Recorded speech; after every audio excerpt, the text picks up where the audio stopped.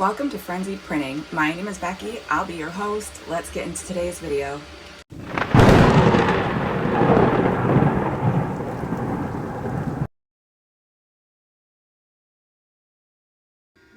My TPU print about to start.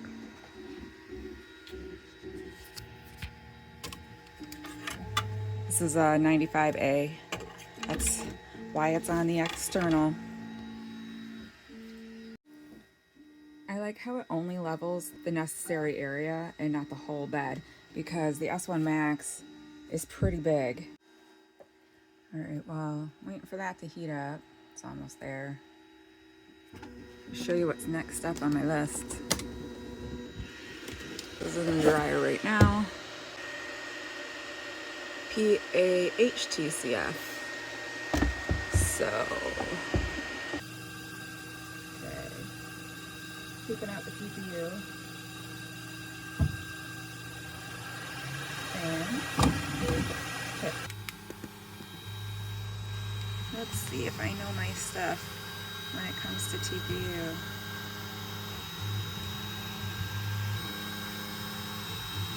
So anytime that I can switch a material over to TPU instead of anything else, PLA or whatever, I will do it because it's heat resistant, it's flexible, and it's really strong.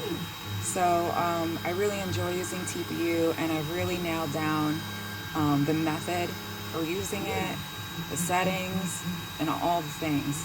So the S1 Max looks like it's handling TPU like a champ.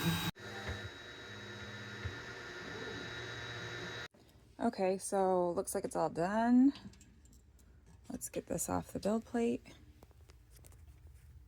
Looks like it came out really good. That's my first test run on the S1 Max for TPU. TPU is always pretty sticky, so I'm just gonna pry. These are tension locks, I think they call them, for cosplay elastic for masks. So I'm working on a mask right now for somebody, and I need these to make the harness. So I'm just retracting the filament out now, so it's gonna back this out and I can do another project. But when I say I love TPU, I love TPU. This is my TPU collection. I have a bunch of different colors.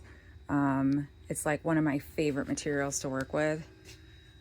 They even have silk TPU, so there's gold silk, there's white silk. This is like some sort of maroon silk color. I even have a spool of rainbow TPU, although I'm not sure what I'm going to use that for, but I'm sure it'll come in handy at some point. Oh, orange. I actually want to make something with this. All right, so there it is. Our mask harness is all on. It's all tight. It's not going to go anywhere. And the mask is done. My next TPU print is done. These are supposed to be little kitty. That one had a rough time.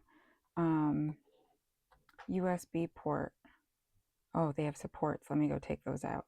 I printed this TPU kitty because I thought it was going to help protect this from dust. Oh, it kind of does. It kind of does. It's not terrible. It just isn't as cute as I thought it would be because it leans forward and it's like, sorry, my phone keeps going out of focus. I don't know. Maybe it's cute. Maybe I'll keep it.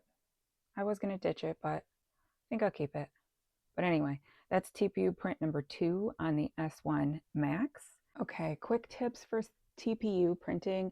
Make sure that if it's 95A, that you're printing from the external spool peg.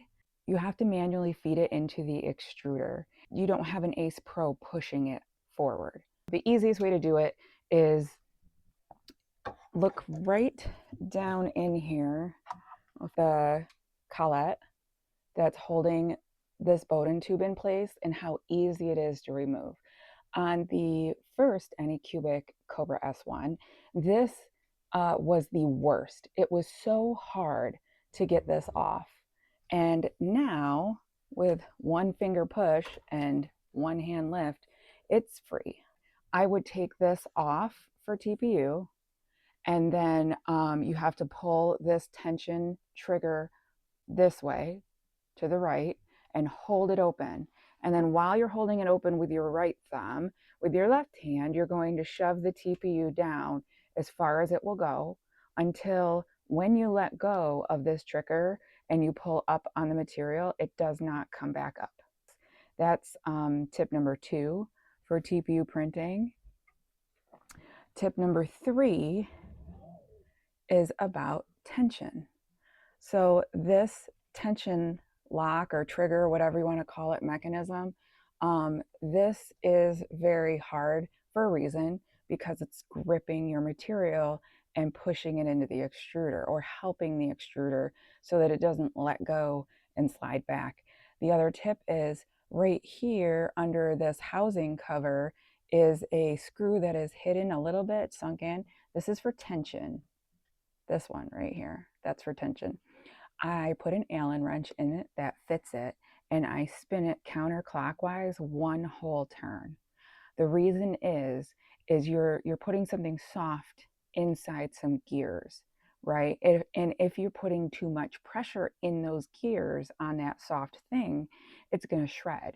It's going to mold and deform, and it's going to stick inside your gears, and it's going to make you one very unhappy maker.